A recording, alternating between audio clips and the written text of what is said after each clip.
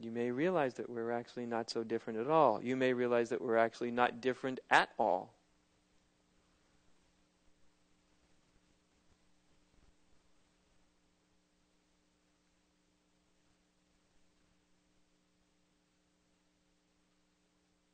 That we're ultimately just spirit masquerading as in lots of different costumes.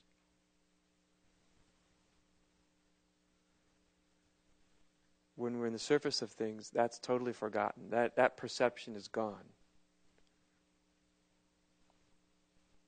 Because we've entered into a world created by thought. But when we get underneath, we get into a world that's uncreated by thinking. Thinking is a virtual world. It's not a real world at all. That's why everyone's so damn alienated when you get into the world of thinking. 7 billion people on the globe. Why is it that so many of them feel sort of alienated and not really met as a person, as a being? Somehow unconnected from themselves or from each other in some fundamental way. It's because of the level of perception that most people are in. They're in the perception of noise. And underneath that level, turning consciousness back onto itself, it gets very quiet.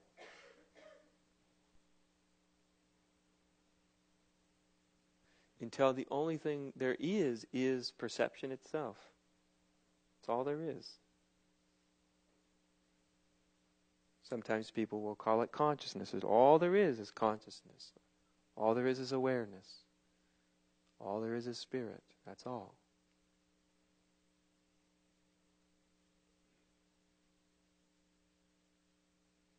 Appearing is everything else.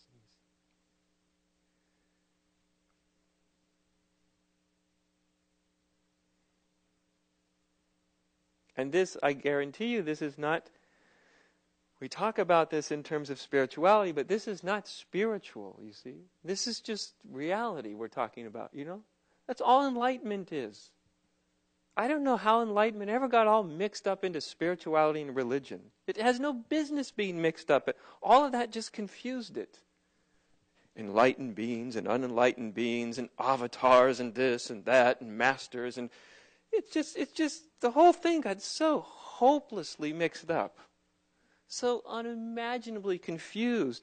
It's all just a mishmash of humanity's greatest projections and illusions and fantasies. Has nothing to do with it. Enlightenment just means reality. That's all. It means perceiving things the way they are. Perceiving reality as opposed to living in a dream state. That's not spiritual, though. It's just truth. To see that everything is actually one thing, appearing different, but it's still one thing or one nothing, there's nothing spiritual about it. There's nothing mysterious about it. There's nothing mystical about it. It's not higher or lower states of consciousness, because we're not talking about a state of consciousness. In terms of reality, it doesn't matter. Consciousness can assume an infinite variety of states. Have you noticed? You just sit there in the body for an hour. You'll watch it. It'll be amazing. It'll manufacture this state of consciousness, and then it'll go into that state, and this state, and that state. If it agrees with what I'm saying, it'll go into a state like, ooh, that's really interesting. If it disagrees, it'll go into another state. He's really full of it. I don't know what he's talking about. It'll manufacture that state. Do you see what I mean? The state of consciousness is totally unimportant. Even high states of consciousness, spiritual states of consciousness, all of that is a diversion. It's all an evasion. Yes, if you're in this for states of consciousness, go at it. Have a great time. You can create so many whacked out states of consciousness. You'll never get to the end of them. It's infinite. And if that's your thing, have at it. I'll see you later, you know. I don't know how much later, but we'll meet up in some way or another. You know. It's nothing more than thinking you're going to solve all your problems by winning the lottery or meeting the next hot-looking guy or girl or, buying the biggest house on the block or hey, having the biggest mystical experience on the block. None of it's going to lead to ultimate happiness, right? Because they all go. They come, they go, they decay. They're fun for a while, and then they wash away. And nobody really notices.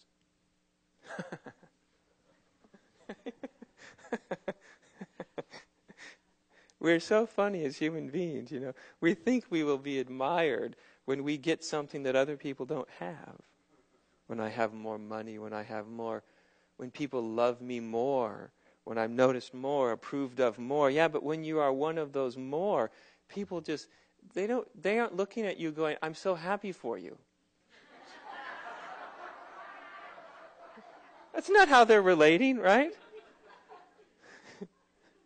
Your next door neighbor is rich. You don't look and go, I'm so unimaginably happy for you, But one thinks, if you were to get there, that's how everybody around you would think about you. They'd love you. They'd approve of you. But the thing is, they don't actually care. They only care in the way of, how do I get your $1 million? How does it go from you to me? How do I get your mystical experience? How do I get what you have? You see, that's all they're interested in. They're not admiring you. They're not even particularly happy for you. Any more than you're happy for them. Right? So it's so important to see that this thing about spiritual awakening, enlightenment, it's not about all that. Decades ago, Trungpa Rinpoche coined a wonderful phrase, spiritual materialism. Apparently nobody listened.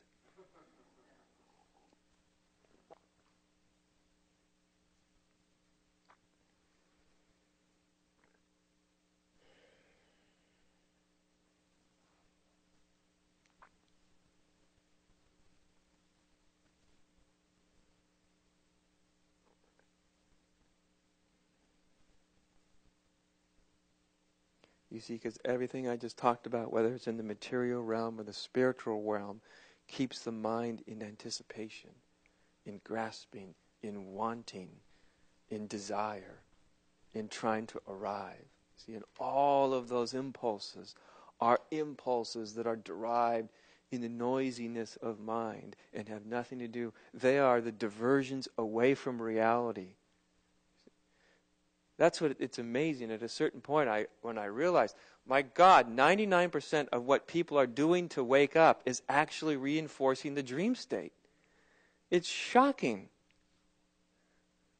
You know that old thing we tell each other to calm ourselves into a totally deluded oblivion, like all roads lead to God.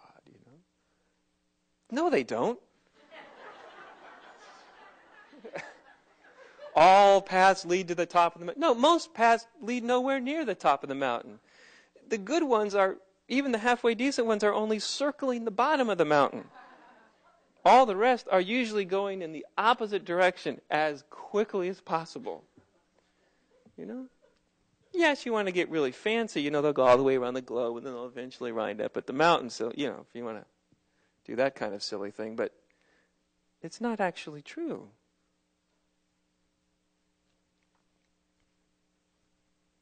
Actually, all paths lead away from the truth. How's that? All paths. There's no such thing as a path to the truth. The truth's already here. Where are you going? You see?